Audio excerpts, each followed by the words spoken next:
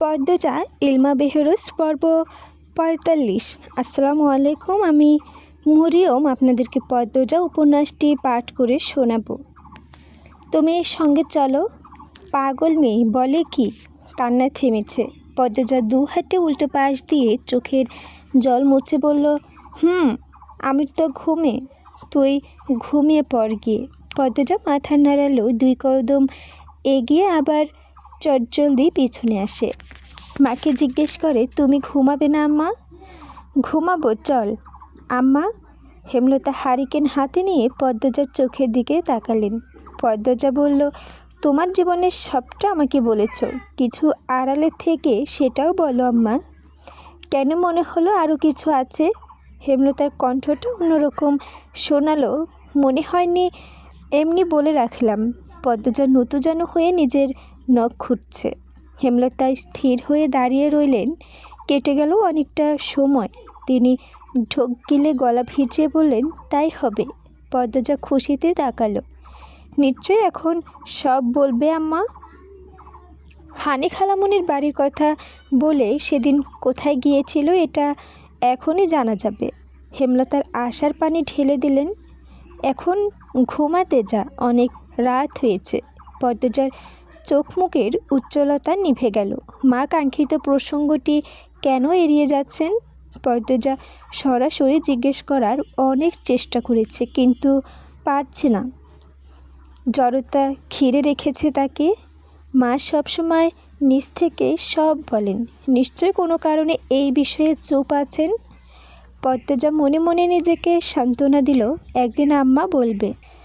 কালো মেঘে ঢাকা আকাশ, ঝিরিঝিরি বৃষ্টি পড়ছে। লাহারি ঘরের বারান্দায় হাত পা ছড়িয়ে বসে আছেন হেমলতা। সন্ধ্যার আজান পড়বে, চারপাশে এক মায়াবী ঘন ছায়া, মন বিষাদময়। পদ্মজা দুপুরের মোড়ল বাড়ি ছেড়েছে। বিদায় মুহূর্তটা একটু স্বস্তির ছিল। মেয়েটা এত কাঁদছে, তবে হেমলতার চোখ শুকনো। মায়ের চোখ শুকনো দেখে পদ্মজা কষ্ট পেয়েছিল। কে জানে, হেমলতা বারান্দা থেকে উঠে গিয়ে আবিষ্কার করলেন শক্তি অবস্থান শূন্য। তিনি আবার বসে পড়লেন। হেসে হেমলতা, পদ্মজা সারা এত দুর্বল তিনি, এটা ভাবতে অবশ্য ভালো লাগে। হেমলতা আকাশের দিকে তাকালেন, দুটির চোখ জ্বলছে। জল ভরা নিয়ে আবার হাসলেন। কি যন্ত্রণায় সেই হাসিতে! মাটিতে হাতের ভর ফেলে উঠে দাঁড়ান তিনি। এলোমেলো পায়ে লাহারি ঘর ছাড়েন। উঠোনে এসে থমকে দাঁড়ান। বাড়ির গেট খোলা ছিল। পাতলা অন্ধকার ভেদ করে একটি নারী অববায় এগিয়ে আসছে বাড়ির দিকে। হেমলতা নারীর ছায়াটি স্পষ্ট মুখ দেখার জন্য অধীর আগ্রহে তাকিয়ে থাকেন। গেটের কাছাকাছি আসতেই হেমলতা আন্দাজ করতে পারেন কে এই নারী। তিনি মৃদু হেসে এগিয়ে যান। অনেক দেরি করলেন আসতে। বসন্তী উঠোনে পা রেখে বললেন, আপনি আমাকে চিনেন? হেমলতা জবাব না দিয়ে বসন্তীর ব্যাগ নিয়ে হাত বাড়ালেন। বসন্তী ব্যাগ আড়াল করে বলে ফেললেন, তিনি খুব অবাক হচ্ছেন। মনে যত সাহস নিয়ে এসেছিলেন সব ভেঙে চুরমার হয়ে যাচ্ছে। হেমলতা বললেন, আপনি এই বাড়িতে নির্দ্বিধায় থাকতে পারেন। আমি বা আমার সন্তানদের পক্ষ থেকে আপত্তি নেই। আপনি আমাকে চিনলেন কিভাবে? সে যেভাবেই চিনি, জেনে কি লাভ আছে? আপনি প্রথম দিনই একা আসতে পারতেন, লোকজন না নিয়ে। বসন্তী এবার ভয় করছে। শরীর দিয়ে ঘাম ছুটছে। একটা মানুষ সতীনকে দেখে এত স্বাভাবিক কী করে হতে পারে? তিনি তো ভেবেছিলেন যুদ্ধ করে স্বামীর বাড়িতে বাঁচতে হবে। বসন্তীর ধবধবে সাদা চামড়া লাল বর্ণ ধারণ করেছে। হেমলতার কথার দৃষ্টি এত ধারালো মনে হচ্ছে তার।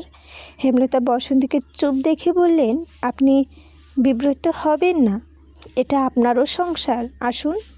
হেমলতা আগে আগে ফিরে যান। বারান্দা অবধি এসে পেছনে ফিরে দেখেন বসন্তী ঠায় দাঁড়িয়ে আছেন। হেমলতা কথা বলার জন্য প্রস্তুত হন, তখনই একটা পুরুষালী হুঙ্কার ভেসে এলো। তুমি এইখানে আইসো কেন? মোর্শেদের কণ্ঠটা শুনে বসন্তী কেঁপে উঠলেন।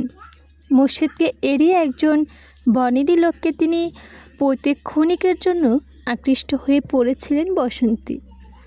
এরপর থেকে মোর্শেদ এবং তার সম্পর্কের ফাটল ধরে। মোর্শেদ ত্যাগ করেন তাকে, কিন্তু তিনি একসময় বুঝতে পারেন কোনটা ভুল আর কোনটা সঠিক। সংসারের প্রতি টান অনুভব করে ফিরে আসতে চান। মোর্শেদ জায়গা দিলেন না। ততদিনে মোর্শেদ দ্বিতীয় স্ত্রীর প্রতি ভালোবাসা উপলব্ধি করেছেন। মোহ ছেড়ে ফিরে এসে সংসারে হেমলতার কাছে, বাইর হইয়া যাও কইতাছি, বাইর হও আমার বাড়ি থাইকা। মোর্শেদ বাসন্তীকে ধাক্কা দিয়ে বেরিয়ে যেতে বললেন। বাসন্তী হুমড়ি খেয়ে পড়ে গিয়েও নিজেকে সামলে নিলেন। চোখ গরম করে মোর্শেদের দিকে তাকিয়ে বললেন, এটা আমারও সংসার, আমি ছাড়ব না। বাসন্তী ভালোই ভালোই কইতাছি, যাওয়েন থেকে, নইলে তোমার লাশ ফালায়া। বসন্তী কিছু কঠিন কথা শোনাতে গিয়েও শোনালেন না। হেমলতা উঠোনে নেমে আসেন। যখন বিয়ে করেছ তখন হুঁশ ছিল না, এখন সংসার দিতে আপত্তি? তুমি জানো না লতা, এই মহিলা কতটা খারাপ। এই মহিলা লোভী, লাভখোরের বাচ্চা, মাতারির বাচ্চা। কী সব বলছো? মুখ সামলাও। মোর্শেদ কপালের রগ দপদপ করছে, নিঃশ্বাস ঘন হয়ে এসেছে। বসন্তীকে পেটানোতে হাত নিষ্পিস করছে। তবুও হেমলতার কথায় তিনি থামলেন। কিছু তীক্ষ্ণ চোখে তাকিয়ে রইলেন বসন্তীর দিকে। হেমলতা বললেন, আপনি ঘরে যান, এই ঘর আপনারও। ওনার কথা মনে নিবেন না। আপনার ঘর, এই মহিলা ঢুকলে খারাপই হইয়া যাইব। হেমলতা মোর্শেদের চোখের দিকে তাকিয়ে ইশারায় কিছু একটা বললেন। এরপর বসন্তীকে বললেন, আপনি যান সদর ঘরের ভেতরে দরজার বাঁদিকে যে ঘরটা আছে সেখানেই যান, দেখিয়ে দিতে হবে। বসন্তী কিছু না বলেই গটগট আওয়াজ তুলে বারান্দায় পেরিয়ে সদর ঘরে ঢুকে পড়েন। হাত পা কাঁপছে তার। হেমলতার ব্যবহার স্বাভাবিক হলেও অস্বাভাবিক ঠেকছে। সেদিন বৃষ্টিতে ভিজে ফেরার জন্য জ্বর বিছানায় পড়ে যান। গত কয়দিন জ্বর এতই নেতিয়ে গিয়েছিল যে ওটার শক্তিও ছিল না। শরীরটা একটু চাঙ্গা হতে আবার চলে এসেছেন। এত সহজে সব পেয়ে যাবেন জানলে জ্বর নিয়েই চলে আসতেন। মোর্শেদ অসহায় চোখে তাকালেন হেমলতার দিকে, বললেন, কেন এমনটা করলা? আমি বসন্তীর লগেই থাকবার চাই না। ঠান্ডা হও তুমি, তুমি কিছুই জানো না। সেদিন আমরা ঢাকা ফিরি, সেদিন উনি এসেছিলেন লোকজন নিয়ে। এসেছিলেন, এরপরই আমরা আমাদের মেয়েদের জীবনে অন্ধকার নেমে আসে, পরিস্থিতি হাতের লাগানে চলে যায়। উনি সেদিন ফিরে গিয়েছিলেন। বিয়ের দিন বেয়াই সব বললেন। বেয়াইদের কাছে কামরুল মিয়া অভিযোগ করেছিলেন। বেয়াই কামরুল ভাইকে বলেন ব্যাপারটা এখন ছড়াছড়ি না করতে, এতে ওনার সম্মান নষ্ট হবে। যে বাড়িতে ছেলের বিয়ে দিচ্ছেন সেই বাড়িতে কর্তার প্রথম বউ আছে। বউ এবার একজন পরনারী মেয়ে, অধিকার নিতে লোকজন নিয়ে বৈঠক বসাবে। এসব সত্যি অপমানজনক। তিনি আমাকে অনুরোধ করেছেন এই ব্যাপারটা যেন নিজেদের মধ্যেই মিটিয়ে নেই। আর বসন্তী আপাতত কোনো দোষ নেই। সবচেয়ে বড় কথা, আমার সংসারের হাল ধরার জন্য একজন দরকার, খুব দরকার। হেমলতার শেষ কথাগুলো করুণ শোনালো। মোর্শেদের কণ্ঠ খাদে নামিয়ে বললেন, তারে আমি মানতে পারছি না, বুঝাইয়া শোনায়া বাইর করে দাও। তুমি আমার কথাগুলো শোনো, থাকতে দাও ওনাকে, ক্ষমা করে দাও। আমি জানি না সে কি করেছে, যাই করুক ক্ষমা করে দাও। মোর্শেদ মাথায় খুন চেপেছে। তিনি কি করবেন, কি বলবেন ভেবে পাচ্ছেন না। ক্রোধে আক্রোশে ফুলতে ফুলতে বাড়ির পেছনে চলে যান। নৌকা নিয়ে বের হবেন, রাতে বোধহয় ফিরবেন না আজ। অজান পড়েছে, বৃষ্টির বেগ বেড়েছে। হেমলতা ব্যস্ত পায়ে হেঁটে যান বারান্দায়। গোপনে দীর্ঘশ্বাস ফেলেন। বুক মোড়াতে একটা কান্না ছিটকে এলো গলায়। সেই দিন দীর্ঘ চোখ ঝাঁপিয়েছিল। কোনো নারীর সতীন মানতে পারে? বাধ্য হয়ে মানতে হচ্ছে, ভাগ্য বাধ্য করেছে, নয়তো তিনি এত উদার নন। কখনোই অন্যকে নিজের সংসারে ভাগ দিতেন না। সেই প্রথম থেকে মনে পুষে রেখেছেন, কখনোই মোর্শেদের স্ত্রী সংসার চাইলে মুখের উপর দরজা বন্ধ করে দেবেন, যার জন্য তিনি একাকিত্বে ঢুকেছেন, যার জন্য মুর্শিদের ভালোবাসা থেকে বঞ্চিত হয়েছে, যার জন্য মুর্শিদের মার খেয়েছেন, তাকে কখনো এত সহজে সুখ দিতেন না, কখনোই না। হেমলতার শরীরে কাঁটা ফুটছে, তিনি কোনো মতে কান্নাটাকে গিলতে চাইলেন। বসন্তীর গলা কানে এলো। আপনি কাঁদতাছেন? হেমলতা চমকে তাকালেন। লজ্জার চোখে জল মোছার সাহস পেলেন না। চোখের জল নিয়ে হাসলেন। বসন্তী হতবাক। কি অসাধারণ নারী! বসন্তী প্রসঙ্গ পাল্টাতে জানতে চাইলেন, ছেলেমেয়েরা কই? বড় মেয়েটার বিয়ে হয়েছে, শ্বশুরবাড়িতে আছে। আজই ফের যাত্রা শেষ করে শ্বশুরবাড়িতে গেল। মেজো আর ছোটো তাদের নানা বাড়ি গেছে। বড়টার জন্য কান্নাকাটি করছিল, তাই আম্মা নিয়ে গেছে। ঘরে একটা ছোটো স্যারা ঘুমাইতেছে। কে সে? প্রান্ত, আমারই ছেলে। শুনছিলাম 3 মেয়ে শুধু। হেমলতা আর কথা বাড়ালেন না। রান্নাঘরের দিকে যেতে যেতে বললেন, আপনি কলপাড়ে যান, কাপড় পাল্টে নেন, আমি খাবার বাড়ছি। পদ্মজার মুখ ভার করে বসে আছে। রাতে খাবারের সময় ফারিনা বেগম কথা শুনিয়েছেন। কঠিন স্বরে বলেছেন, বাপের বাড়ি আহ্লাদ মিটাইয়া আইসো তো? আর কোনো দিনও যাইতে কইবা না। এইটা তোমার বাপের বাড়ি, স্বামীর বাড়ি। আর তোমার ভাই বোনদের কইবা সবসময় আনাগোনা না করতে। বাড়ির কাছে বইলা সবসময় আইতে হইব, এইটা কথা না, চোখে লাগে। পদ্মজা বুঝতে পারছে না তার ভাই বোনদের শুধু বৌভাতের দিন এসেছে, দাওয়াত আমন্ত্রণ রক্ষার্থে। এজন্য এভাবে কেন বলতে হবে? কান্না পাচ্ছে খুব। আমার কথা মনে পড়ছে। পূর্ণা কি করছে? আসতে তো নিষেধ দিল, তাহলে কিভাবে দেখা হবে? আমি ঘরে ঢুকতেই পদ্মজা দ্রুত চোখ মুছল। পদ্মজা ফ্যাকাশে মুখ দেখে আমির প্রশ্ন করল, আম্মা কিছু বলছে? পদ্মজা দ্রুত বলল, না।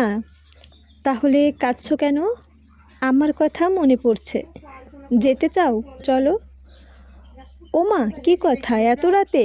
আর দুপুরে না আসলাম? তাহলে মন খারাপ করো না, আমরা আবার যাব কয়েকদিনের মধ্যে। বাইরে অনেক হাওয়া বইছে। পদ্মজা জানালা লাগাতে গেল, তখন একটা চিৎকার শুনতে পেল। আমির তা লক্ষ্য করে বলল, বড় ভাবির চিৎকার। রূপা ভাবি। পাগলের মতো আচরণ তার। পাগলই বলে সবাই। পদ্মজা কৌতূহল নিয়ে আমিরের সামনে এসে দাঁড়ালো। আপনার মনে হয় কেউ ভয় পেয়ে মানসিক ভারসাম্য হারাতে পারে? অসম্ভবের কি আছে? আমার কাছে খটকা লাগছে ওনার সঙ্গে অন্য কিছু হয়েছে। আমি তো এইটুকু জানি। আমির চিন্তিত হয়ে বলল। পদ্মজা বলল, ওনার সঙ্গে আমার দেখা করিয়ে দিবেন? আমির উত্তেজিত হয়ে বলল, ভাবি আমাকে আঘাত করবে। বাধাই তো থাকে, অনুরোধ করছি। পদ্মজাকে হাত জোর করে অনুরোধ করতে দেখে আমির সায় দিল। আচ্ছা, ভোরে নিয়ে যাব, তখন সবাই ঘুমে থাকে। আপনাদের এই বাড়িটা খুব রহস্যজনক। সত্যি নাকি? আমার তেমন কিছু মনে হয় না। আপনি তো কয়েকদিনের জন্য গ্রামে আসেন, আর এসব সবাই বুঝে না। ওরে আমার বুঝতে। আর তবে জিন আসে শুনেছি। আমার এক ফুপুর বাড়ির পেছনে পুকুরে ডুবে মরেছিলেন। এছাড়া চাচিকে মাঝে মধ্যে চিনে ধরে। সে কি? তবে আমি বিশ্বাস করি না এসব। তুমি বিশ্বাস করো? না। আচ্ছা। পদ্মজা কথা শেষ করতে পারল না। আমির পদ্মজাকে টেনে বিছানায় নিয়ে এলো। আষ্টেপৃষ্টে চড়িয়ে ধরে বলল, আর কথা না, ঘুমাও। আমি ভর্তা হয়ে যাচ্ছি, এই যে আসতে ধরলাম। শুনুন না। কি? আমি পড়তে চাই। পড়বে? আমাকে অসন্তুষ্ট রেখে জোর করে পড়তে মন মানবে না। আমাকে রাজি করাবো। পদ্মজা খুশিতে গদগদ হয়ে উঠল। সেও আমিরকে এক হাতে জড়িয়ে ধরে বলল, আজানের ধ্বনিতে জেগে উঠে পৃথিবী।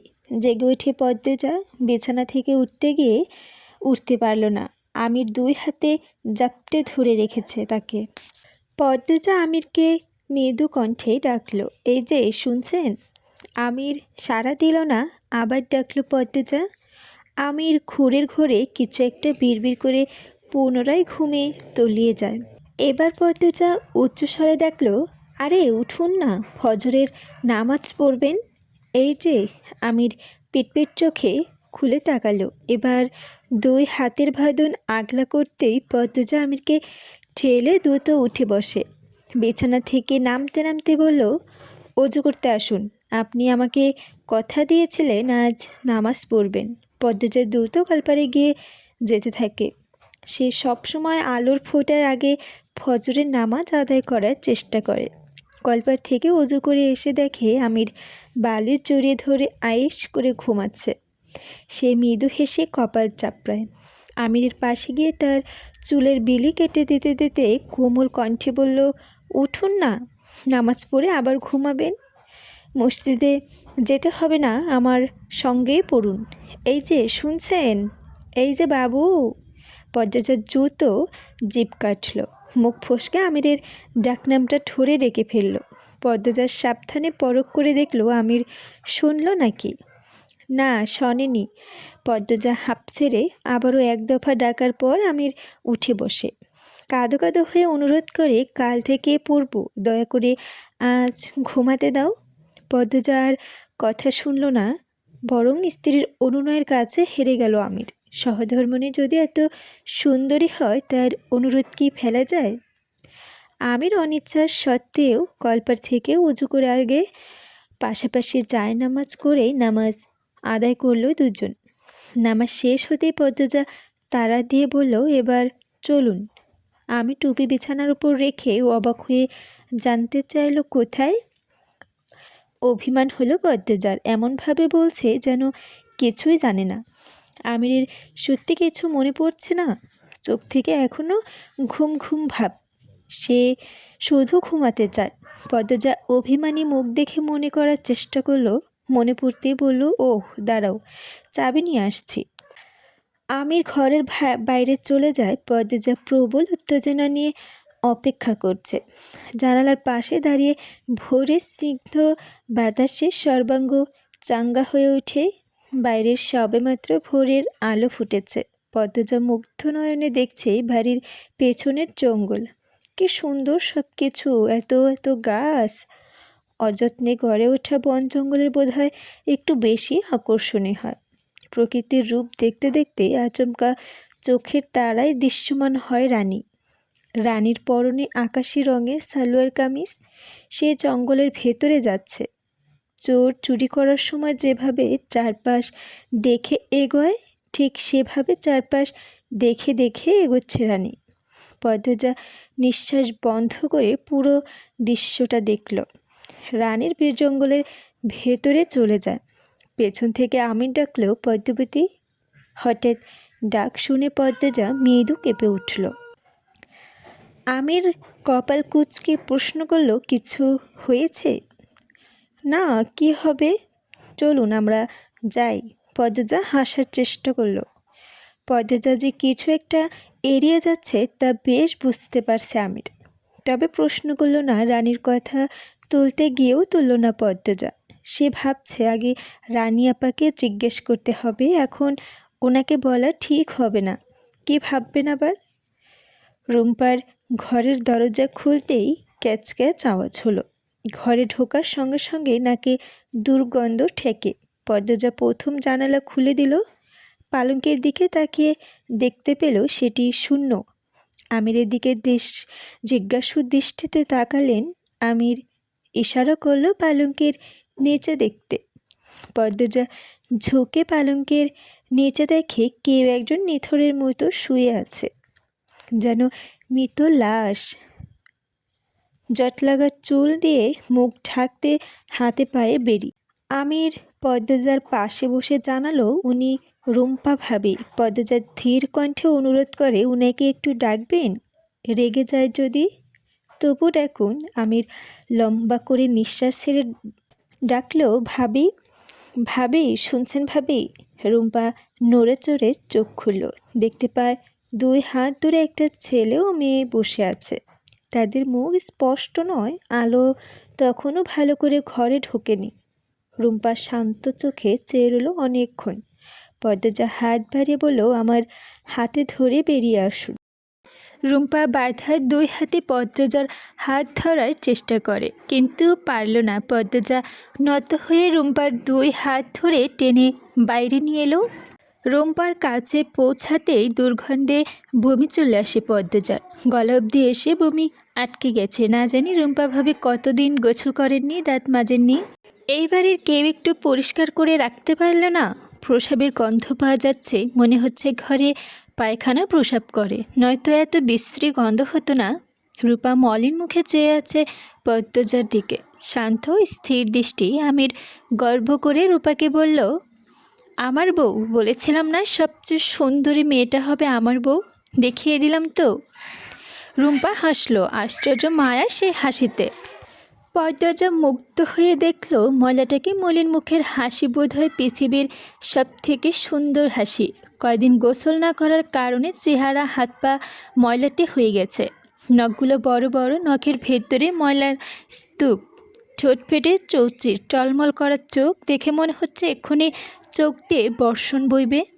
রুম্পা পদ্মজাকে শান্ত কণ্ঠে বলল, এ তো মেলা সুন্দর সেরি, তোমার নাম কি গো? পদ্মজা এক পলক আমিরের দেখে জবাব দিল, উম্মে পদ্মজা। সুরু ভাই, এত সুন্দর সেরি কই পাইলেন? এ যে চাঁদের লাহান মুখ। রুম্পার আরও কাছে গিয়ে বসে পদ্মজা। দুর্গন্ধটা আর নাকে লাগছে না, মানুষটা তার বেশ ভালো লাগছে। রুম্পার কুচকুচে কালো লম্বা চুল মাটিতে 5-6 ইঞ্চি চুল উঠিয়ে আছে। অনেক দিন না ধোয়ার কারণে জট লেগে আছে। সৌন্দর্যের অস্তিত্ব এখনও বোঝা যায়। সুস্থ অবস্থায় নিশ্চয়ই অনেক বেশি সুন্দর চুলের অধিকারিণী ছিল। পদ্মজা শুধালো, আমি আপনাকে তুমি করে বলি? রুম্পা দাঁত বের করে হেসে মাথা নাড়ালো। পদ্মজা হেসে বলল, কিছু বলবেন? রুম্পা হাসি আর হাসি দেখে মুখের দিকে তাকিয়ে থাকে পদ্মজা। কোনো জবাব দেয় না। সেকেন্ড কয়েক পর রুম্পার চোখের দৃষ্টি এদিক ওদিক ছুটতে থাকে। হাসি মিলিয়ে মুখে আসে আধার। হঠাৎ যেন চাঁদের মতো ঝকঝক করা মুখ কলঙ্কে লেপটে দিয়েছে কেউ। পদ্মজা অবাক হয়ে রুম্পার পরিবর্তন দেখতে লাগলো। আকস্মিক তাকে আক্রমণ করে বসলো রুম্পা। খামচা ধরল পা। আমির লাফিয়ে উঠে রুম্পার হাত থেকে পদ্মজাকে ছাড়ানোর চেষ্টা করলো। রুম্পা পা ছেড়ে এবার কামড়ে ধরল পদ্মজার শাড়ি। মুখ দিয়ে ক্ষোভে আক্রোশে ভাষাহীন শব্দ করতে থাকলো। আমির ধমকে উঠল, ভাবি ছাড়ো বলছি। পদ্মজা তোমার ক্ষতি করতে আসেনি, ভাবি ছাড়ো। পদ্মজা স্তব্ধ হয়ে দেখছি রূপাকে। তার চোখে মুখে কোনো ভয় ভীতি নেই। কিছু যেন খুঁজছে রুম্পার মধ্যে, খুঁজে কুল কিনারা পাচ্ছে না। রুম্পা শাড়ি ছেড়ে দিয়েই পদ্মজা একটু পিছিয়ে গেল। দরজার ওপর চোখ পড়ল, দেখতে পেল কেউ সরে গেল যেন। অদ্ভুত কারণে পদ্মজার বুক কাঁপতে থাকে। নূরজাহান নিজ ঘর থেকে হতদন্ত হয়ে ছুটে আসছেন। আমির পদ্মজাকে দেখে তার চক্ষু চড়ক গাছ। তিনি বাজখায় কণ্ঠে বললেন, তালা খুলেছে কেডায়? বাবু, নতুন বউরে নিয়ে এইখানে আইসুস কেন? আমির দ্রুত রুম্পার কাছ থেকে সরে আসে। নূরজাহানকে কৈফিয়ত দেয়, ভাবিলাম বাড়ির সবাইকে পদ্মজা দেখেছে, রুম্পা ভাবিকেও দেখুক। ভাবতে পারিনি ভাবি এমন কাজ করবে। ভাবি তো এখন আরও বেশি বিগড়ে গেল। দাদু, তুই আমারে কই আনবি না? তোর চিল্লানি হই না আমার কলজাটা উইরা গেছে। বউ তোমারই দুঃখ দিছে এই সেরি? পদ্মজা দ্রুত বলল, না না, কিছুই করেনি। আমি চেঁচিয়ে উঠল, কি বলছো কিছু করেনি মানে? হাত দেখি। আমি পদ্মজার 2 হাত টেনে নিয়ে বাম হাতের নখের জখম। আমির ব্যথিত স্বরে বলল, ইস, কতটা আঘাত পেয়েছো। ঘরে চলো। দাদু, এই নাও চাবি, তালা মেরে দিও। আমির পদ্মজাকে টেনে নিয়ে বেরিয়ে যায়। বড় বড় আগ মুহূর্তে পদ্মজা রুম্পার দিকে তাকালো। দেখতে পেল রুম্পা আর চোখে তাকে দেখছে। সে চোখে স্নেহ মমতা, একটু হাসি লেগেছিল। পদ্মজার মাথায় চক্কর দিয়ে উঠল। কি হচ্ছে এসব? ঘরে এসে আমিরকে বলল, ওনার যত্ন কেউ নেয় না কেন? দেখনি কীরকম করলো? এই ভয়ে কেউ যায় না। শুরুতে তোমাকে দেখি যদি রেগে যেত তখনই তোমাকে নিয়ে চলে আসতাম। সবাইকে ভাবি তুই করে বলে। তোমাকে তুমি বলে সম্বোধন করতে দেখে ভেবেছি বোধহয় তোমাকে পছন্দ হয়েছে, তাই আঘাত করবে না, কিন্তু সেই ধারণা ভুল হলো। আপনি অকারণে চাপ নিচ্ছেন, নখের দাগ বসেছে, শুধু রক্ত চলে এসেছে, এটুকু ব্যাপার না। আমি তুলো দিয়ে পদ্মজার হাতের রক্ত মুছে দিয়ে বলল, আর ওইদিকে পা দিবা না। আমার কণ্ঠ শোনা যাচ্ছে লাবণ্য ঘুম থেকে তুলছে, ও ফজরে উঠতে চায় না। আমির হেসে ফেলল। আমি যাই? কোথায়? আমার সকাল সকাল রান্নাঘরে যেতে বলেছিলেন, তুমি রান্না করবে কেন? অনুরোধ করছিল। এমন করবেন না, আমি আমার বাড়িতেও রান্না করেছি, টুকটাক কাজ করেছি, এখন না গেলে আম্মা রেগে যাবেন। রাগানোটা কি ঠিক হবে না? এসব ভালো লাগে না পদ্মজা, আমি আসছি। আমিরকে কথা বলার সুযোগ না দিয়ে পদ্মজা ব্যস্ত পায়ে বেরিয়ে যায়। আমির শুধু চেয়ে থাকে দেখল। বাইরে বিকেলবেলা সোনালি রোদ, মন মাতানো বাতাস। লম্বা বারান্দা পেরিয়ে নূরজাহানের ঘরের দিকে যাচ্ছে পদ্মজা। বাতাসের দমকানো সামনে কিছু চুল আবদ্ধ হয়ে উঠছে, এতে সে খুব বিরক্তি বোধ করছে। তার এক হাতে দই, অন্য হাতে পিঠা, চুল সরাতে পারছে না। তখন কোথেকে উড়ে এলো আমির, এক আঙ্গুলে উড়ন্ত চুলগুলো পদ্মজার কানে গুঁজে দিয়ে আবার উড়ে চলে গেল। চমৎকার করে হাসল পদ্মজা আমিরের চলে যাওয়া দেখে, মনে মনে বলল, কি চমৎকার মানুষ আপনি। নূরজাহানের ঘরের সামনে এসে দেখে দরজা ভেজানো। পদ্মজা অনুমতি না নিয়ে দরজা ঠেলে ঘরে ঢুকেই এক বিস্ময়কর দৃশ্য তার চোখে আকৃতি গোল গোল হয়ে যায়। পালঙ্কে ফুরে ফুরে সোনার অলংকার জলজল করছে, চোখ ধাঁধানো দৃশ্য। পদ্মজাকে দেখে নূরজাহান অপ্রস্তুত হয়ে পড়েন। তা পদ্মজার দৃষ্টিগোচর হলো। নূরজাহান ক্ষুব্ধ হয়ে ওঠেন, তুমি এনে কেড়ে আইসো? আমি কইছি আইতে। নূরজাহানের ধমকে থমথম খেয়ে গেল পদ্মজা। বিচলিত ভঙ্গিতে দইয়ের মগ আর পিঠার থালা টেবিলের উপর রেখে বলল, আম্মা বলেন দই পিঠা দিয়ে যেতে। তোমার হৌরি কইলে হইব? আমি কইছি আমারে না কইয়া আমার ঘরে আউন মানা, হেডা তোমার হৌরি জানে না? মাফ করবেন, মাথা নত করে বলল পদ্মজা। যাও, বাইরে যাও। পদ্মজা চঞ্চল পায়ে বেরিয়ে গেল। দরজার বাইরে এসে থমকে দাঁড়ালো। সে ভাবছে ছোট কারণে এত ক্ষুদ্র প্রতিক্রিয়া কেন দেখালেন তিনি, মাথায় ঢুকছে না। পদ্মজা অনমনে হেঁটে নিজের ঘরে চলে আসে। এই বাড়িতে আসার পর থেকে কি কি হয়েছে সব ভাবছে। প্রথম রাতে কেউ একজন তার ঘরে এসেছিল নোংরায় স্পর্শ করতে, সেটা যে আমির নয় সে শতভাগ নিশ্চিত। এরপর ভোরে রানীকে দেখল চোরের মতো বাড়ির পেছনের জঙ্গলে ঢুকতে। রুম্পা ভাবির সঙ্গে দেখা হলো। তিনি শুরুতে স্বাভাবিক ছিলেন, শেষে গিয়ে পাগলামি শুরু করলেন।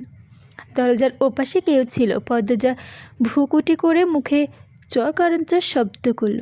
সব ঝাপসে লাগছে। ফারিনা বলছিল দই পিঠা দিয়ে রান্নাঘরে যেতে। পদ্মজা বেমালুম সে কথা ভুলে গিয়েছে যখন মনে পড়ল কেটে গিয়েছে অনেকটা সময়। সেই দ্রুত আঁচল টেনে মাথা ঘুরে ছুটে গেল রান্নাঘরের দিকে। এসে দেখে ফারিনা ও আমিনা মাছ কাটছেন। পদ্মজা পা টিপে টিপে রান্নাঘরে ঢুকল। ভয়ে বুক কাঁপছে, কখন না কথা শোনানো শুরু করে দেয়। অহন আহনের সময় হয়েছে তোমার, আসিলা কই? বললেন ফারিনা। ঘরে নতুজানু হয়ে বলল পদ্মজা, আমি তো বাইরে গেছে অনেকক্ষণ হইল। তুমি ঘরে কি করতেছিলা? স্বামী বাড়ির থাকলে ঘরে থাহন লাগে, নইলে বউদের খালি রান্নাঘরে শোভা পায়। এই কথা কি তোমার মায় কয় নাই? চুলার থেকে কিছুটা দূরত্বে অনেকটা বেগুন পড়ে আছে। এখানে আসার পর থেকে দেখছি প্রতিদিন বেগুন ভাজা করা হয়। পদ্মজা দা নিয়ে বসে বেগুন হাতে নিতেই ফারিনা বলল, বেগুন লইছো ক্যারে? ভাজবেন না? জাফর আর হ্যার বউ তো গেলই গা, এখন কাল লাগা করাম। আর কেউ বেগুন খায় না। পদ্মজা বেগুন রেখে কণ্ঠ খাদে নামিয়ে বলল, কি করব? ফারিনার চোখ মুখ কুচকে মাছ কাটছেন, যেন পদ্মজার উপস্থিতি তিনি নিতে পারছেন না। অনেকক্ষণ পর কণ্ঠ কাটখাট করে পদ্মজার প্রশ্নের জবাব দিলেন, ঘরে গিয়া বইয়া থাহ। পদ্মজার চোখ দুটো জলে ছলছল করে ওঠে। ঠোক গিলে বলল, আর হবে না, তোমারে কইছি না এইখান থেকে যাইতে। যাও না কেরে? যতদিন আমরা আছি তোমার বউরা রান্নাঘরে দায়িত্ব লইতেও এবো না। আমিনার কণ্ঠে বিদ্রুপ। পদ্মজা আমিনার কথায় আহত হলো। সে কখন দায়িত্ব নিতে চেয়েছে? আমিনার কথা শুনে ফারিনা চোখ গরম করে ফেলল। আমার স্যারার বউরে আমি মারাম কাটাম বকাম, তোমার কোনো দিন হ্যার লগে উঁচু গলায় কথা কইবা না। বউ তুমি ঘরে যাও। পদ্মজার দরজার সামনে এভাবে অপমানিত হয়ে আমিনা পাথর হয়ে যায়। তিনি সেই শুরু থেকেই ফারিনাকে ভয় পান, তাই আর টু শব্দও বললেন না। পদ্মজা ফারিনার দিকে অনুসন্ধানী দৃষ্টিতে তাকালো। মনে হচ্ছে এই মানুষটা দুই রূপ আছে। এই বাড়ির প্রায় সবাইকে তার মুখোশধারী মনে হচ্ছে। কেউ ভালো কিন্তু খারাপের অভিনয় করে, আর কেউ আসলে শয়তান কিন্তু ভালোর অভিনয় করে। কিন্তু কেন? কিসের এত ছলনা? কে ভালো আর কে শয়তান? খাড়ায় আসো কেন? যাও, ঘরে যাও। গিয়ে কি করবো আম্মা? কোনো সাহায্য লাগলে বলুন না। পদ্মজা কাজে সাহায্য করার জন্য রীতিমতো অনুরোধ করছে, কিন্তু ফারিনার এক কথা, তোমার যাইতে কইছি, যাও তুমি ঘরে যাও। পদ্মজা আর কথা বাড়ালো না, ধীর পায়ে জায়গা ত্যাগ করলো। এদিক ওদিক হেঁটে ভাবতে লাগলো কার ঘরে যাবে। লাবণ্যর কথা মনে হইতেই এগিয়ে গেল সেদিকে। বিকেলে টিভি দেখে মেয়েটা নিশ্চয়ই এখনও দেখছে। লাবণ্য ঘরে ঢুকতেই লিখন সার কণ্ঠ শ্রবণ পথে প্রবেশ করে। পদ্মজা টিভির দিকে তাকালো। লিখন শাহ অভিনীত ছায়াছবি চলছে। পদ্মজা চলে যেতে ঘুরে দাঁড়ালো। লাবণ্য ডাকলো। পদ্মজা চলে যেতেই ঘুরে দাঁড়ালো। লাবণ্য ডাকলো, ওই সেমরি যাস কই, এদিকে আয়। পদ্মজা লাবণ্যর পাশে পালঙ্কে বসলো। লাবণ্য দুই হাতে পদ্মজার গলা জড়িয়ে ধরে বলল, সারাদিন দাদা ভাইয়ের সঙ্গে থাকুস কেন? আমার ঘরে একবার উকি দিতে পারস না? তোর দাদা ভাই আমাকে না ছাড়লে আমি কি করব? খুশি মেরে সরাইয়া দিবি? হ্যাঁ, তারপর আমাকে তুলে আছাড় মারবে।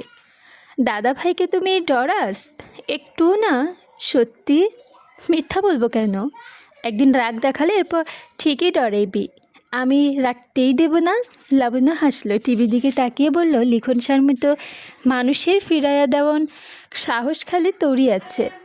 আমার জীবনেও হয়তো না। পদ্মজা কিছু বলল না। লাবণ্য বলেই যাচ্ছে, এই ছবিটা আমি এখন নিয়ে 6 বার দেখছি। লিখন সার তার নায়ককেও অনেক পছন্দ করে, কিন্তু নায়িকা পছন্দ করে অন্যজনরে। তারে বিয়ে করবে। বিয়ার অনেক বছর পর লিখন সার প্রেমে পড়ে নায়িকা। ততদিন দেরি হয়ে গেছে। লিখন সার মরে যায়, এই হইল কাহিনী। আচ্ছা পদ্মজা, এমন যদি হতো তোর সঙ্গে? পদ্মজা আটকে উঠে বলল, যা, কি বলিস? বিয়ের আগে ভাবতাম যার সঙ্গে বিয়ে হবে তাকেই ভালোবাসবো, কিন্তু এখন আমার তোর ভাইকে দরকার। ও বাবা, লাইলি আসছে। যা, আমি মজা করছি। আমি কেন চাইবো আমার ভাইয়ের বউ অন্যজনকে পছন্দ করুক? লিখন শাহ আমার শয়নে স্বপনে তার লগে আমি সংসার পাতি। পদ্মজা হাসলো। লাবণ্য পেট চাপড়ে বলল, আব্বাকে বল লিখন শাহকে ধরে তোর গলায় ঝুলিয়ে দিবে। বিয়ায় এমনি দিয়া দিব কয়দিন পর মেট্রিক ফল। আমি যে ফেল করলাম এই খবর আমি তো জানি, পুরা গ্রামও জানে। কিছু হবে না, পাশ করবি। রানিয়াপা কোথায়? কে জানি কই বইয়া আছে। চুপ থাক, এখন টিভি দেখ। দেখ কেমনে কান্তাছে লিখন শাহ। এই জায়গা আমি যতবার দেখি আমার কানতে মন চায়। বলতে বলতে লাবণ্য কাঁদতে শুরু করলো। ওনার আঁচল দিয়ে তার চোখের জল মুছে টিভির দিকে তাকালো পদ্মজা। দৃশ্য চলছে। লিখন শাহর ঠোঁট কামড়ে কাঁদছে। তার ঘোলা সুন্দর দুটি চোখ আরও খোলাও হয়ে উঠেছে। ভাঙচুর করেছে ঘরের জিনিসপত্র। তার মা ভাই বোনকে ভয়ে গুটিসুটি মেরে দাঁড়িয়ে আছে। এক টুকরো কাজ ঢুকে পড়ল লিখন শাহর পায়ে। আর্তনাদ করে ফ্লোরে বসে পড়ে সে। তার মা দৌড়ে এসে ছেলেকে বুকে জড়িয়ে ধরে পাগলামি থামাতে বলল। লিখন শাহ আর্তনাদ করে বলেছে, তুলির বিয়ে হয়ে যাচ্ছে আম্মা। আমি কি নিয়ে বাঁচবো? কেন তুলি আমাকে ভালোবাসলো না? আমি তো সত্যি সত্যি ভালোবেসে ফেলেছিলাম। পদ্মজা বাকিটা শুনল না, মনোযোগ সরিয়ে নিল। তার কানে বাজছে, পদ্মজার বিয়ে হয়ে যাচ্ছে আম্মা। আমি কি নিয়ে বাঁচবো? কেন পদ্মজা আমাকে ভালোবাসলো না? আমি তো সত্যি সত্যি ভালোবেসেছিলাম। চোখের কোণায় অশ্রু জমল পদ্মজার। সে অশ্রু আড়াল করে লাবণ্যকে বলল, তুই দেখ, আমি যাই। লাবণ্যর কানে পদ্মজার কথা ঢুকলো না। সে টিভি দেখছে আর ঠোঁট ভেঙে কাঁদছে। পদ্মজা আর কিছু না বলে উঠে যায়। দরজার সামনে আমিরকে দেখতে পেয়ে ধক করে উঠল তার বুক। মনে হলো সে তার কোনো অপরাধী করেনি। তাহলে সে চমকানোর কি আছে? আমির কাগজে মোড়ানো কিছু একটা এগিয়ে এনে বলল, রান্নাঘরে কোথায় পেলাম? না, মনে হলো লাবণ্য ঘরে আছো, টিভি দেখছিলে নাকি? বসন্তের ঠোঁটে লাল রঙের লিপস্টিক মাখছে। প্রেমা পান্ত বেশ আগ্রহ নিয়ে দেখছে। তারা দুজন বসন্তীকে মেনে নিয়েছে। বসন্তীর কথাবার্তা চালচলন আলাদা, যা ছোট দুটো মন আনন্দ দেয়। তারা আগ্রহ ভারে বসন্তীর কথা শোনে।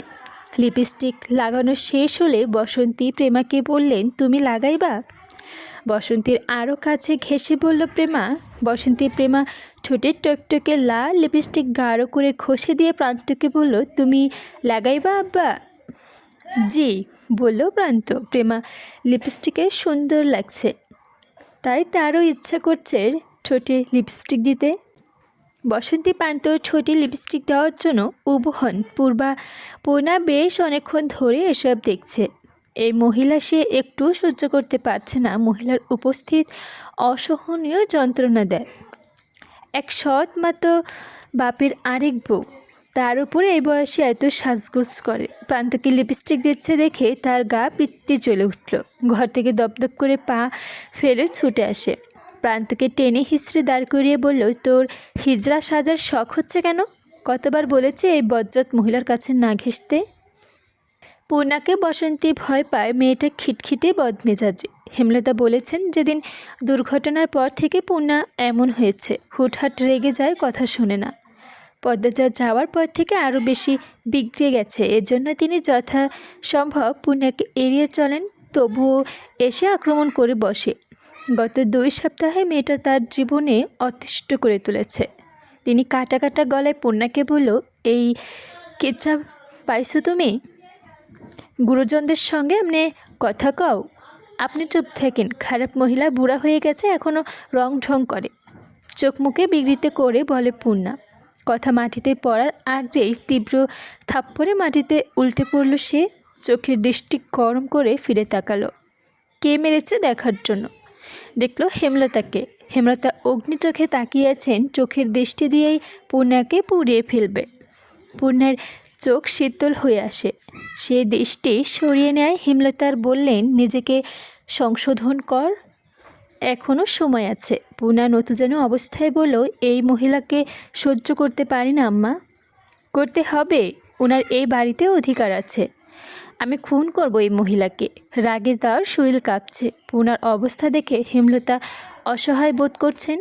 পূর্ণা কেন এমন হলো? তিনি কি এক মেয়ের শূন্যতার শোক কাটাতে গিয়ে আর এক মেয়েকে সময় দিচ্ছে না। বুঝিয়ে শুনিয়ে পূর্ণাকে আবার আগের মতো করতে হবে। তিনি কণ্ঠ নরম করে বললেন, কিন্তু পূর্ণা যা বলল তাতে তিনি রাগ নিয়ন্ত্রণ করতে পারলেন না। পূর্ণা বসন্তীকে উদ্দেশ্য করে বলল, বেশ্যা মেয়ের বেশ্যাই হয়, আর বেশ্যার সঙ্গে এক বাড়িতে থাকতে ঘৃণা লাগে আমার। এই কথা শুনে রাগে দুঃখে হেমলতার শরীর কাঁপতে শুরু করলো। তিনি ছুটে যান বাঁশবাগানের দিকে। বাঁশের কঞ্চি নিয়ে ফিরে আসেন। রাগান্বিত হেমলতাকে কঞ্চি হাতে দেখে বসন্তী দ্রুত পূর্ণাকে আঁকলে দাঁড়ান।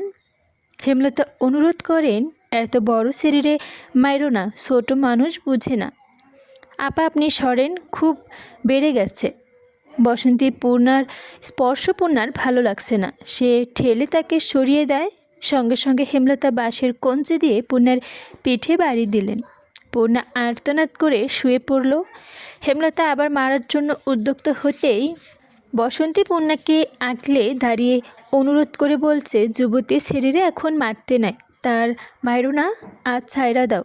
প্রেমা পান্তু ভয়ে গুটিয়ে গেছে। হেমলতা চোখ দিয়ে টপ টপ করে জল পড়ছে। তিনি বাঁশের কঞ্চি ফেলে লাহারি ঘরে চলে গেলেন। বারান্দায় বসে দীর্ঘশ্বাস ফেললেন। মনে মনে মোর্শেদের উপর খেপে গেলেন। মোর্শেদ চিৎকার করে বসন্তীর সম্পর্কে সব বলেছে বলেই তো পূর্ণা জেনেছে। তাই এখন পূর্ণা কারো অতীত নিয়ে আঘাত করার সুযোগ পাচ্ছে। মোড়ল বাড়ির ছোট্ট সংসারটা কেমন ওলটপালট হয়ে গেছে। হেমলতা আকাশের দিকে তাকিয়ে হা করে নিঃশ্বাস নেয়। সব কষ্ট যন্ত্রণা যদি উড়ে যেত, সব যদি আগের মতো হতো। সব কঠিন মানুষেরাই কি জীবনে এক অংশে এসে এমন দুর্বল হয়ে পড়ে, কোনো দিশা খুঁজে পায় না। আমি বিছানায় বসে উপন্যাস পড়ছে। 6 দিন পর পদ্মজার মেট্রিক ফলাফল, এর পরপরই ঢাকার উদ্দেশ্যে যাত্রা শুরু করবে। যদিও ফারিনা বেগম এ সিদ্ধান্তে রাজি নন, কিন্তু আমির মনে মনে প্রতিজ্ঞাবদ্ধ সে পদ্মজাকে রাজধানীতে নিয়ে যাবে। পদ্মজার কথা মনে হতেই আমির বই রেখে গোসলখানায় দরজার দিকে তাকালো। তার ঘরের সঙ্গে আগের গোসলখানা ছিল না, পদ্মজার জন্য করা হয়েছে। যে বই রেখে সেদিন যাওয়ার জন্য পা বাড়ালো, তখনই পদ্মজা চিৎকার করে উঠল। আমির দৌড়ে ভেতরে ঢুকলো, দরজা ঠেলে। পদ্মজা শাড়ি দিয়ে শরীরটা ঢেকে রেখেছে, কাঁপছে কিছুটা। আমির দ্রুত এসে বলে, কি হয়েছে? ওখানে ওখানে কে যেন ছিল, আমাকে দেখছিল।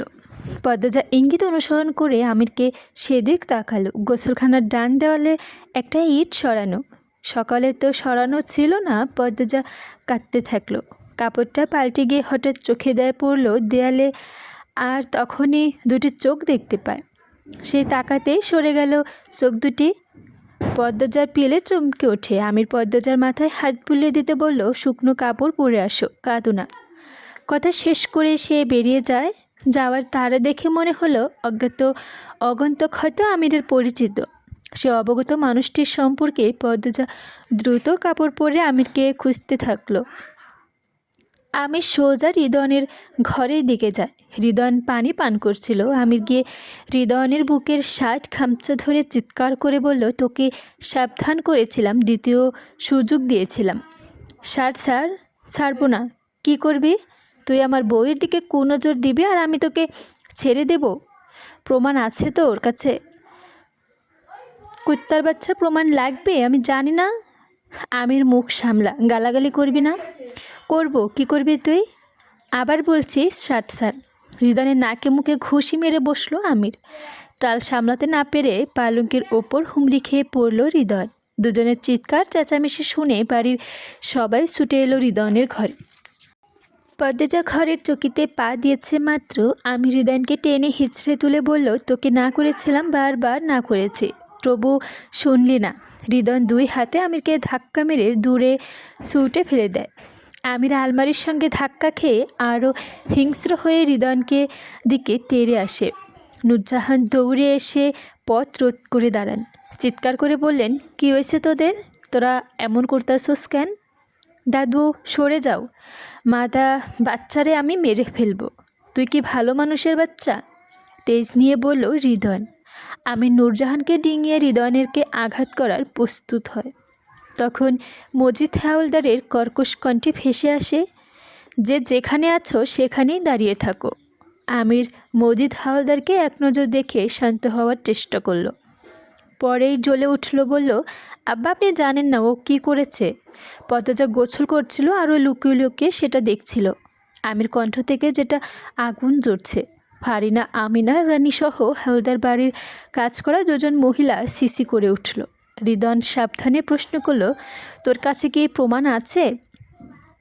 প্রমাণ লাগবে? আমি জানি এটা তুই ছিলি। বিয়ের রাতে তুই পদ্মজার কাছে গেছিলি। অপবাদ দিবি না। তুই ভালো করে জানিস আমি অপবাদ দিচ্ছি না। তুই কি করে নিশ্চিত যে ছেলেটা হৃদয়নী ছিল? পদ্মজা দেখেছে নাকি তুমি বললে মজিদ?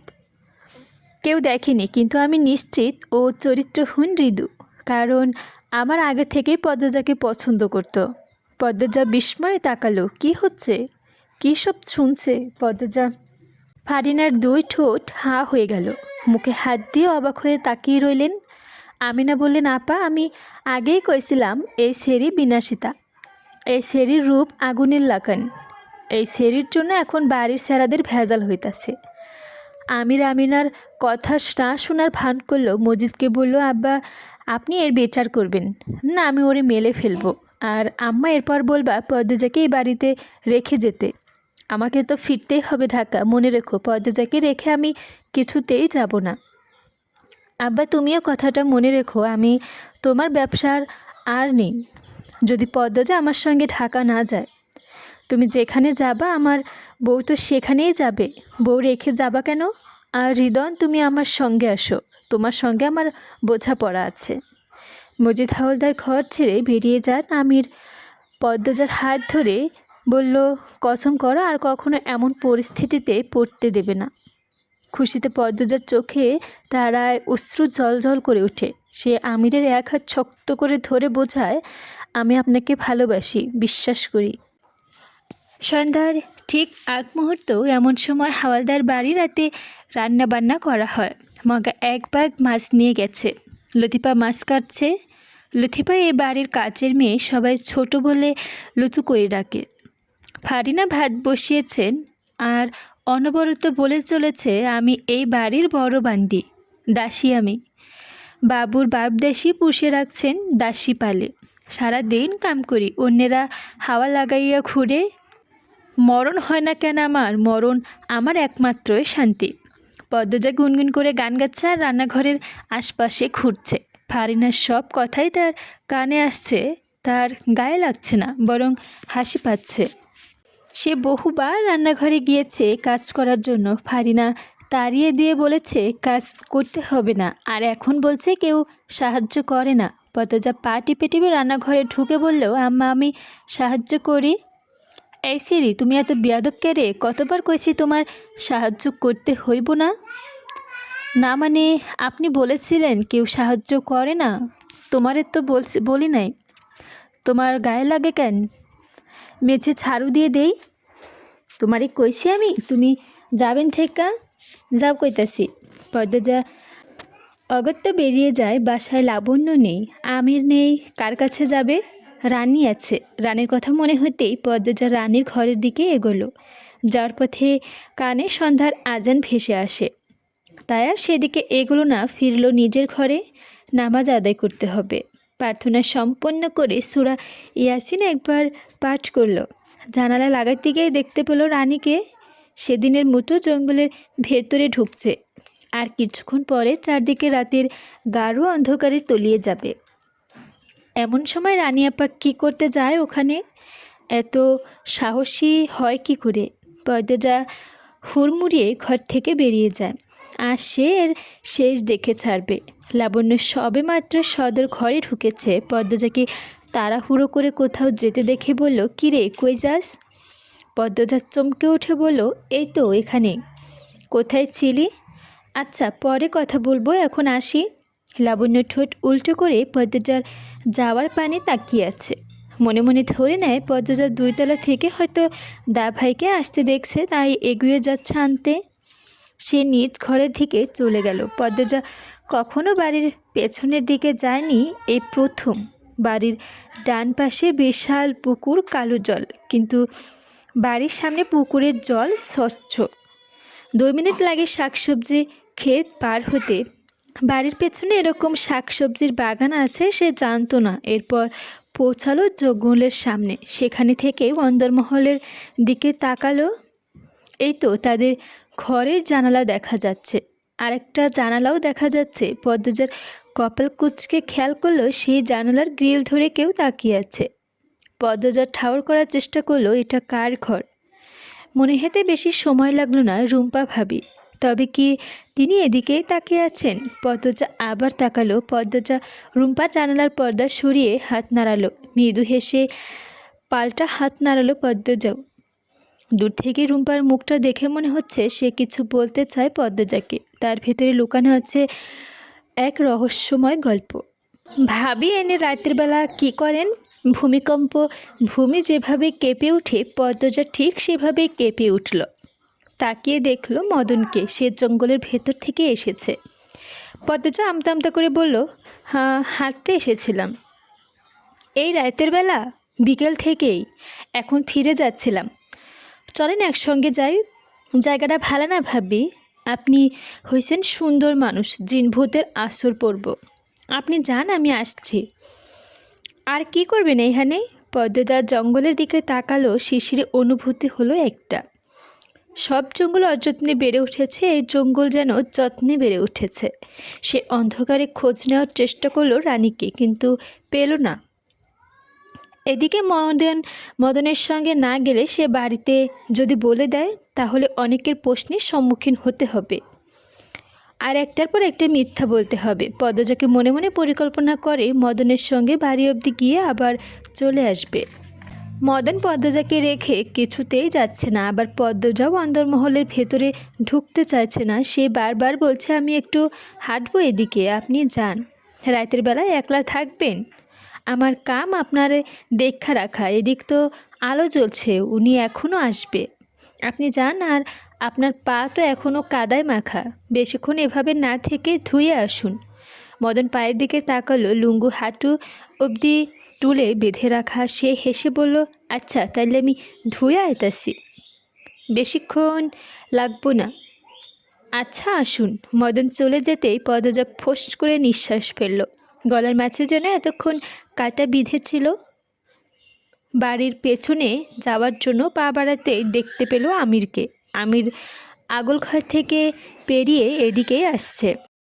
পদ্মজা আর ঘুরে দাঁড়াতে পারল না, আগল ঘরের দিকে চেয়ে রইল। পদ্মজাকে দেখতে পেয়ে লম্বা করে হাসল আমির, বলল, পদ্মাবতী আমার জন্য অপেক্ষা করছে? বোধহয় করছি। আমির ভ্রুকুটি করে বলল, বোধহয় কেন? ঘরে একা ভালো লাগছিল না, তাই হাঁটতে বের হয়েছিলাম। আপনি নামাজ পড়েছেন? এই যে মাথায় টুপি, মসজিদ থেকে আসলাম। পদ্মজা আর চোখে আন্দরমহলের ডান দিকে তাকালো, ভাবছে রানী আপা কোথায় গেল। উসখুস করতে থাকলো সে। ঠিক তখনই পদ্মজাকে পেছন থেকে জড়িয়ে ধরলো আমির। স্বামীর কাজে পদ্মজা হতবাক হয়ে দ্রুত এদিক ওদিক তাকিয়ে দেখলো কেউ আছে নাকি। এরপর আমিরের হাতের বাঁধন ছুটানোর চেষ্টা করতে বলল, সারুন, কেউ দেখবে? কেউ দেখবে না, এদিকে কেউ নেই। আমিরের কণ্ঠ মোহময়। সে পদ্মজার ঘাড়ে থুতনি রাখলো। ওর ঠোঁটের ছোঁয়া লাগতেই পদ্মজার গা জোরে শুরু হয় কাঁপুনি। জোর করে আমিরের হাতের বাঁধন ছুটে গিয়ে বলল, আপনি ঘরে যান। আমির হতাশ ভঙ্গিতে বলল, আচ্ছা চলো। আপনি যান, আমি আসছি। কেন, তুমি কোথায় যাবে? পদ্মজার নিচে ঠোঁট কামড়ে কিছু ভাবলো, বলল, আগল ঘরে যাব। আপনি ঘরে যান, নয়তো আম্মা আমাকে খুঁজবে। আমি কিছুক্ষণের মধ্যে চলে আসব, এরপর সব বলবো। আরে কি করবে বলো তো? আপনি যান না। পদ্মজা ঠেলে আমিরকে অন্দরমহলের দিকে পাঠিয়ে দিল। আমির অসহায় মুখ করে জিজ্ঞাসা করলো, আমিও থাকি? আপনি ঘরে গিয়ে বসেন, আমি আর চলে আসব। পদ্মজার অনুরোধ ফেলে যাচ্ছে না। আমির না চাইতেও অন্দরমহলে চলে গেল। সেই সুযোগে এক নিঃশ্বাসে দৌড়ে অন্দরমহলের ডান পাশে চলে এলো পদ্মজা। সঙ্গে সঙ্গে সামনে পড়ল রানী। দুজন দুজনকে হঠাৎ চোখের সামনে দেখে চমকে উঠল, অপ্রস্তুত হয়ে পড়ল। রানী আগের কথা বলল, রাতের বেলা এমন ছুটতাছ কেন? পদ্মজার মাথা থেকে ঘোমটা পড়ে গেল সেই কখন। দৌড়ে আসতে চুলের খোপাও খুলে গেছে। এখন গাছগাছালির বাতাসে তিরতির করে তার লম্বা চুল হাঁটুতে বের হয়েছিল। জোনাকি দেখলাম ওদিকে, তাই নিতে এসেছি। ওহ, কই জোনাকি? নাই তো, একটু আগে ছিল, এখন তো নাই। রাতের বেলায় একলা একলা থাকবা কেন? আসো ঘরে যাই। তুমি কোথায় গিয়েছিলে আপা? সন্ধ্যার আগে তো তোমাকে ঘরে পেলাম, কিন্তু পেলাম না। এদিকে দিয়ে কোথায় ছিলে? কিন্তু এদিকে তো ঝোপঝাড় জঙ্গল। পদ্মজার প্রশ্নে রানীর মুখ রক্তিম হয়ে উঠল। কেমন অস্বাভাবিক দেখালো তার চাহনি। হাসির অপ্রস্তুতভাবে কী বলবে খুঁজেছে তা স্পষ্ট। পদ্মজা অপেক্ষা করছে রানী কি বলে শোনার জন্য। পদ্মজা ডাকলো, আপা। আরে আপনি ওষুধ খুঁজতে আসছিলাম। কি ওষুধ? তুমি চিনবা না, আসো বাড়ি যাই। মেলা রাত হয়ে গেছে। পদ্মজারে পেছনে দেখে রানী চলে যাচ্ছে। এটাকে পালিয়ে যাওয়া বলে। পদ্মজা আর থেকে কি করবে? সেও রানীর পিছু পিছু অন্দরমহলে চলে আসে। ঘরে ঢুকতে আমির হামলা করে। কাহিনী কি বলো তো? বিশ্বাস করবেন? তোমার কথা বিশ্বাস করব না এ হয়? রানী আপা প্রায় জঙ্গলের ভেতরে যায়, আমি জানালা থেকে দেখি। এমনভাবে যায় যেন চুরি করতে যাচ্ছে। আমি শুনে অবাক হলো। চাপা স্বরে প্রশ্ন করলো, সত্যি প্রায়ই যায়? আমি সত্যি বলছি। আমির চোখে মুখে ছড়িয়ে পড়ে দুশ্চিন্তা। কপালের চামড়া পর্যন্ত কুঁচকে গেছে। গভীর ভাবনায় বিভোর সে। পদ্মজা বলল, আমি আজ অনুসরণ করে এরপর আপনি এলেন। পরে আবার যেতে চেয়েছি, কিন্তু ততক্ষণে রানী আপা চলে এসেছে। সরাসরি প্রশ্ন করেছি কেন জঙ্গলে গিয়েছিল, বলল ওষুধ আনতে। মানে কোনো ওষুধি পাতা, কিন্তু আমার বিশ্বাস হয়নি। প্রায়ই কেন কেউ ওষুধি পাতা আনতে যাবে, তাও আবার ভোর আর রাতে। পদ্মজা একদমই কথাগুলো বলল। আমির জবাবে বলল, আব্বাকে বলতে হবে। আগে আমার কথা শুনুন। বলো। এখন কাউকে বলবেন না, বলা উচিত। ব্যাপারটা জটিল মনে হচ্ছে। আমরা আগে বের করি কি হয়েছে, আপা কি করতে চায়, এরপর আমরা নিজেরা সমাধান করতে পারলে করব, নয়তো বড়দের বলবো। যদিও আমরা নিশ্চিত না কোনো সমস্যা আছে। অবশ্য সমস্যা আছে, তুমি জানো ওদিকে কোনো মহিলা ভয়েও ভুলে যায় না, অথচ রানী যায়। বড় কোনো কারণ নিশ্চয়ই আছে, সেটা আমরা দুজন মিলে বের করি। কিভাবে?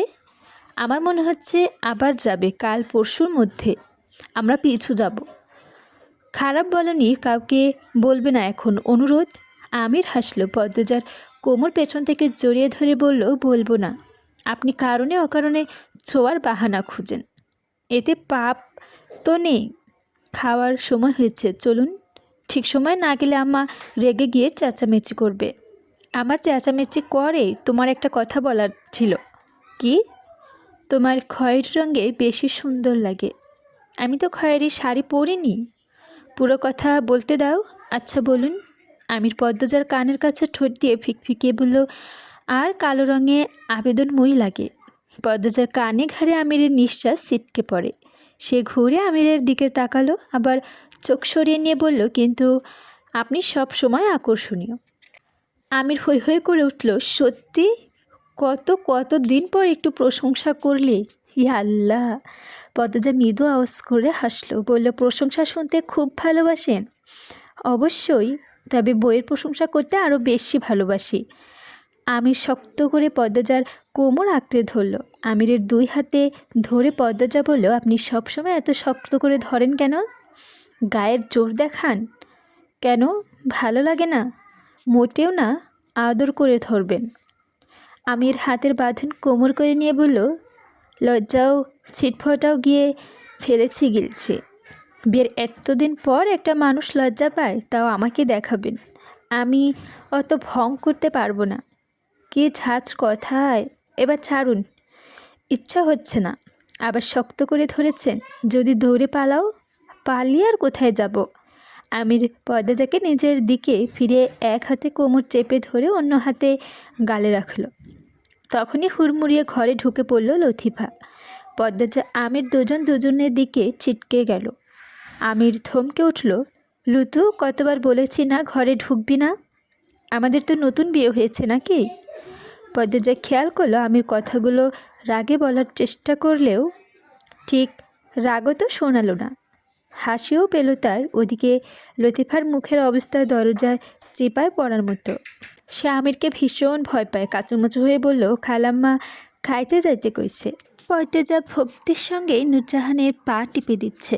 এ তার মূল উদ্দেশ্য রুম্পার ঘরে যাওয়া। সকাল থেকে বারবার রুম্পার ঘরে ঢোকার চেষ্টা করেছে, পারেনি। মদন কিছুতেই ঢুকতে দেয়নি। তার এক কথা, নূরজাহান না বললে সে ঢুকতে দেবে না। অগত্য পদ্মজার নিরাশ হয়ে নূরজাহানের ঘরে এসে পা টিপে শুরু করেছে। যদি একটু পটানো যায়। ঘণ্টাখানেক ধরে সে নূরজাহানের পা টিপছে, টনটন করছে ব্যথায়। নূরজাহান আয়েশ করে ঘুমাচ্ছেন। কখন যে ঘুম ভাঙবে, এভাবে কেটে যায় আরও ঘণ্টাখানেক সময়। নূরজাহান চোখ মেলে তাকান। ঘুম কাতুরে কণ্ঠে পদ্মজাকে বলল, এখনও আসছো? পদ্মজা মৃদু হাসলো। নূরজাহানকে বললেন, অনেকক্ষণ হয়েছে, যাও এখন ঘরে যাও। পদ্মজার চোখে মুখে আধার নেমে আসে। পরক্ষণে মিষ্টি করে হেসে বলল, আপনার ভালো ঘুম হয়েছে? সে হয়েছে। দাদু, একটা প্রশ্ন করি? করো। রুম্পা ভাবিকে যেদিন দেখেছিলাম অনেক নোংরা দেখাচ্ছিল। ওনাকে পরিষ্কার করে রাখার জন্য একটা মেয়ে দরকার, কিন্তু সবসময় মদন ভাইয়া পাহারা দেয়।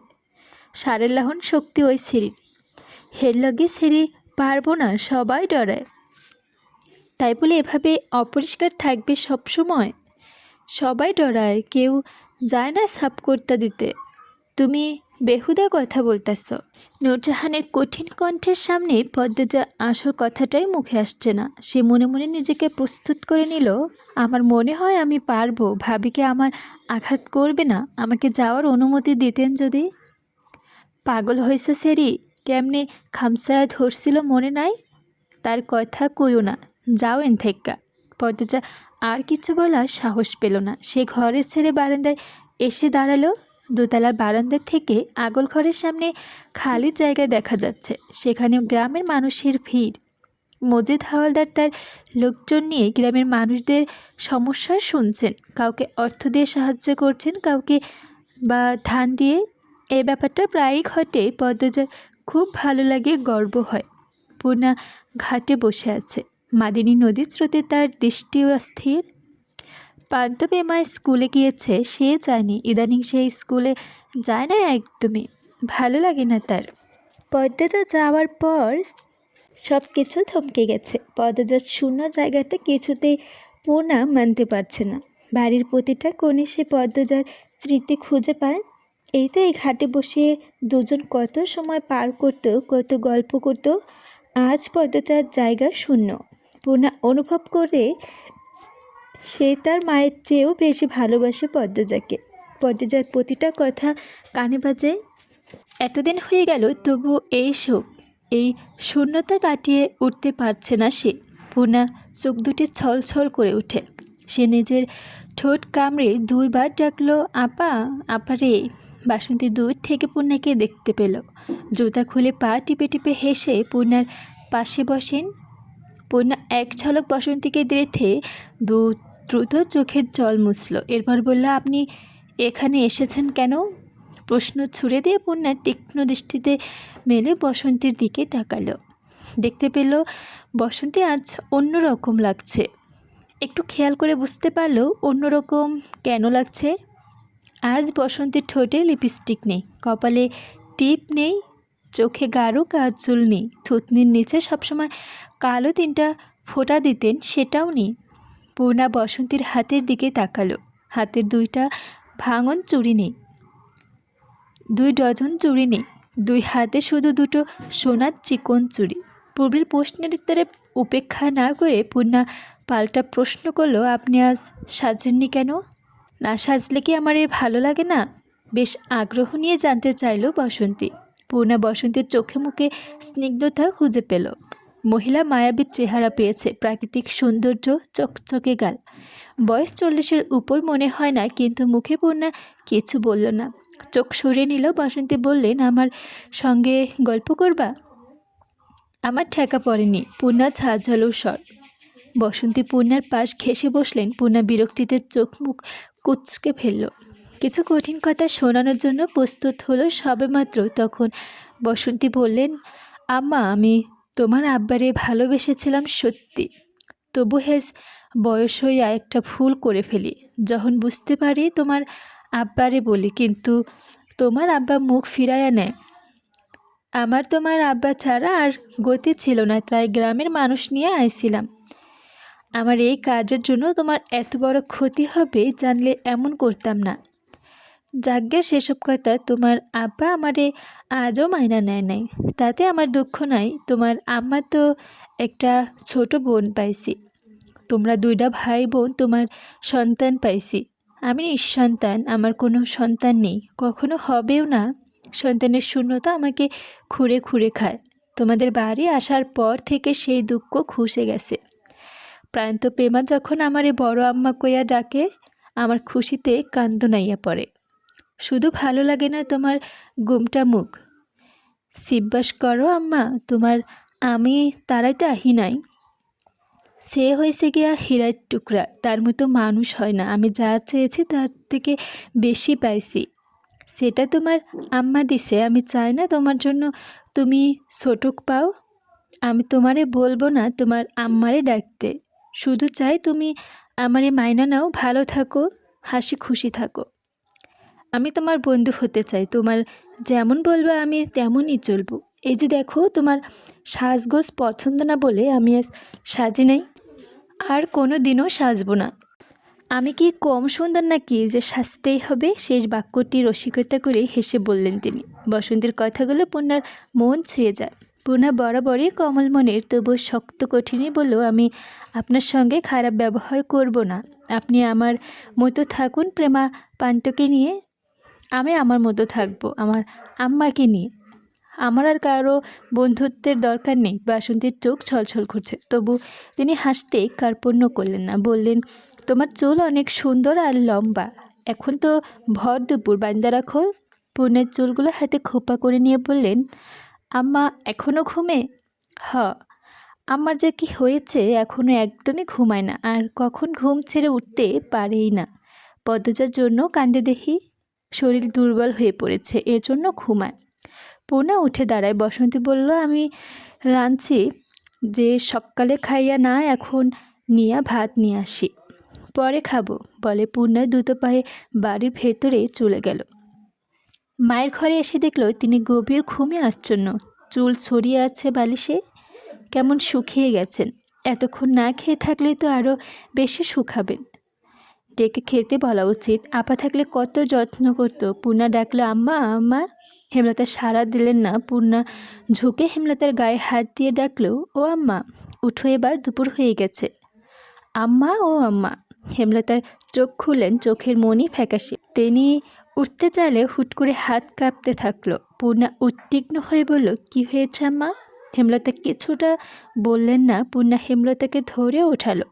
হেমলতা পূর্ণার দিকে চেয়ে থেকে ক্ষীণ স্বরে প্রশ্ন করল, কে তুমি? হেমলতা এহেন প্রশ্ন চমকে উঠল। পূর্ণা চাপা স্বরে অবাক হয়ে উচ্চস্বরে প্রশ্ন করল, আম্মা।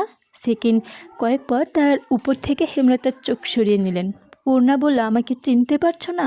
হেমলতা বিছানা থেকে নামতে নামতে ঘুমটা হঠাৎ ভেঙে গেল। তাই তখন এমন হয়েছিল, সবার খাওয়া দাওয়া হয়েছে? পূর্ণা তখনও অবাক চোখে তাকিয়ে আছে। হেমলতা পূর্ণার থেকে তাকিয়ে জিজ্ঞেস করল, কী রে, কিছু জিজ্ঞেস করেছি না? হয়েছে, দুপুরের আজান পড়বে, এতক্ষণ ঘুমিয়েছি। আরও আগে ডাকতে পারলি না? ঘুমিয়েছিল আরাম করে, তাই ডাকিনি। ফজরের নামাজটাও পড়া হলো না, এখন কাজা পড়তে হবে। তুই নামাজ পড়েছিলি তো? পড়েছি। খেয়েছিস? না। এরকম করে আর কতদিন চলবে? যা খেয়ে নে। পূর্ণা বাধ্য মেয়ের মতো হেঁটে চলে গেল রান্নাঘরে। ক্ষুধায় পেট চোচো করছে। কতক্ষণ না খেয়ে রাগ করে থাকা যায়? হেমলতা খোলা চুলে হাতে খোপা করে নিয়ে কলপারের দিকে যায়। অজু করে ঘরে ঢোকার সময় দেখেছেন পূর্ণা খাচ্ছে। তিনি পূর্ণার উদ্দেশ্যে বললেন, খাওয়া শেষ করে ঘরে আসিস। পূর্ণা খেয়ে দিয়ে থালা ধুয়ে গুছিয়ে রাখলো। রান্নাঘর থেকে বের হয়ে দেখে গাছগাছালানো বসন্তী উঠোনে এক কোণে বসে আছে মাটিতে ঘুরছেন। পূর্ণা দৃষ্টি সরিয়ে হেমলতা ঘরে এলো। এসব দেখে হেমলতা জায়নামাজে অসম্ভব উদ্বিগ হয়ে বসে আছে। পূর্ণা মৃদু কণ্ঠে ডাকলো, আম্মা। হেমলতা চমকে তাকান। পূর্ণা দ্বিতীয়বারের মতো অবাক হন। চমকানো কি এমন হলো? হেমলতা দ্রুত নিজের অভিব্যক্তি লুকিয়ে স্বাভাবিক হয়ে জায়নামাজে ভাঁজ করলেন ধীরে সুস্থে। এরপর পূর্ণাকে কাছে এসে বসতে বললেন। পূর্ণা পাশে এসে বসে। হেমলতা ভারী কণ্ঠে, আপার বসন্তী প্রতি তোর এত রাগ কেন? আম্মাকে বল। এখন রাগ নেই, প্রেমা পান্তের মতো মিলেমিশে থাকতে পারবি না? ওরা বড় আম্মা ডাকে, তুই শুধু খালাম্মা ডাকবি। মাত্র উঠল ঘুম থেকে, আগে খাও, এরপর কথা বলবো। আমি এখনই বলবো, কথাগুলো বলবো বলে বলা হয়নি। দেখ পূর্ণা, আপা অন্য পরিবেশে বড় হয়েছে, থেকেছে, তাই একটু অন্যরকম, তাই বলে মানুষটা তো খারাপ না। আপা যদি সত্যি একটা সংসার চায়, পরিবারের একজন সদস্য ভাবতে দোষ কোথায়? বাকিটা জীবন কাটাক না আমাদের সঙ্গে। আমার কাজকর্মের একজন সঙ্গীও হলো। বয়স তো হচ্ছে, একা একা সব সামলানো যায়। আপারও বয়স হচ্ছে, কিন্তু দুজনে মিলে তো কাজ করতে পারবো। কদিন পর তো তোরও বিয়ে হবে, প্রেমার বিয়ে হবে, শ্বশুরবাড়ি চলে যাবি, তখন আমার একজন সঙ্গী থাকলো। আর এমন নয় যে আপার মনে বিষ আছে। আপারও ভালো সঙ্গ, ভালো পরিবেশ, ভালো সংসার। আমি দেখেছি আপা কত সুখে আছে এখানে। প্রেমা পান্থর জন্য দান দিয়ে দিতেও প্রস্তুত। নিঃসন্তান বলে হয়তো এত মায়া বাচ্চাদের জন্য। আপা কিন্তু এখন আমাদের ছাড়াও অসহায়। তার বাবা মা মারা গেছে, বাবা তো নেই, আত্মীয় স্বজনও নেই, এই বয়সে যাবে কোথায়? আমরা একটু মানিয়ে গুছিয়ে নিতে পারি না? সতীন হলে সে খারাপ হবে, সৎমা হলে সে খারাপ হবে এমন কোনো বাণী আছে? পূর্ণা বেশ অনেকক্ষণ চুপ রইল, এরপর বলল, কিন্তু উনি অনেক সাজগোজ করেন। যদি আমাকে কিছুক্ষণ আগে বলেছেন আর সাজবেন না, তবে ওনার কথার ধরন আমার ভালো লাগে না। শখে স উচ্চারণ করেন, শুদ্ধ অশুদ্ধ মিলিয়ে জগা খিচুড়ি বানিয়ে কথা বলে। হেমলতা পূর্ণার কথায় হাসল। পূর্ণা ওনার আঁচল আঙ্গুলে পেঁচাতে পেঁচাতে এদিক ওদিক তাকাচ্ছে। হেমলতা পূর্ণার মাথায় হাত রেখে বললেন, তোর আবার যদি প্রান্তকে শুদ্ধ ভাষায় রপ্ত করিয়ে দিতে পারে, তুই তোর বাসন্তী খালাকেও উচ্চারণ শিখিয়ে পারবি না? উনি শিখবেন বললে অবশ্যই শিখবেন। সত্যি? বলেই দেখ। এখন যাব? যা। যাচ্ছি। পূর্ণা ছোটে বেরিয়ে গেল। হেমলতা মৃদু হেসে বারান্দায় বেরিয়ে আছেন। সেলাই মেশিনের সামনে বসেন। অনেকক্ষণ কাপড় জমেছে, সব শেষ করতে হবে। উঠোনে বসন্তী পেল না। পূর্ণা এদিকে ওদিক তাকিয়ে খুঁজতে থাকলো। বসন্তী কলপার থেকে হাত পা ধুয়ে বেরিয়ে এসেছেন। পূর্ণা কথা বলতে গিয়ে জড়তা কাজ করছে। 2-3 বার ঢোক গিলে ডাকলো, শুনুন। বসন্তী দাঁড়ালেন, পূর্ণাকে দেখে হাসলেন। পূর্ণা এগিয়ে এসে বলল, আপনাকে আমি পড়াবো। কি পড়াইবা? লাহারি ঘরের বারান্দায় আসেন আগে। বসন্তী কিছু বুঝে উঠতে পারছে না, তবু পূর্ণার পিছু পিছু গেল। বারান্দার চৌকির উপর পূর্ণা বসল। পূর্ণার সামনে বসন্তীর উসখুস হয়ে বসেছে। পূর্ণা বসন্তীর কণ্ঠে বলল, আপনাকে আমি দত্ত স উচ্চারণ শেখাবো। দন্ত স উচ্চারণটা আমি পারি, আপনি দন্ত স না দন্ত স বলেন, শুনতে ভালো লাগে না। বলুন দন্ত স। বসন্তীর চোখ ছোট ছোট করে বলে, দন্ত স। হয়নি, বলুন দন্ত স।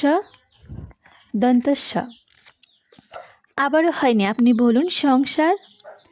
সংসার। সংসার নয়, সংসার। সংসার উচ্চারণ করতে করতে পূর্ণার মুখের সামনে ঝুঁকে পড়েছে বসন্তী। পূর্ণার কপাল কুঁচকে বলল, ওপারে চলে আসছেন কেন? দূরে বসুন। বসন্তী দ্রুত সোজা হয়ে বসলেন। পূর্ণা বলল, এবার বলুন সন্তান। সন্তান। ফাটাফাটি হয়ে গেছেন, এবার বলুন আসছে। আসছে। আরে আবার স উচ্চারণ করছেন কেন? বলুন আসছে। আসছে। হয়েছে, এবার বলুন সাজগোজ। সাজগোজ।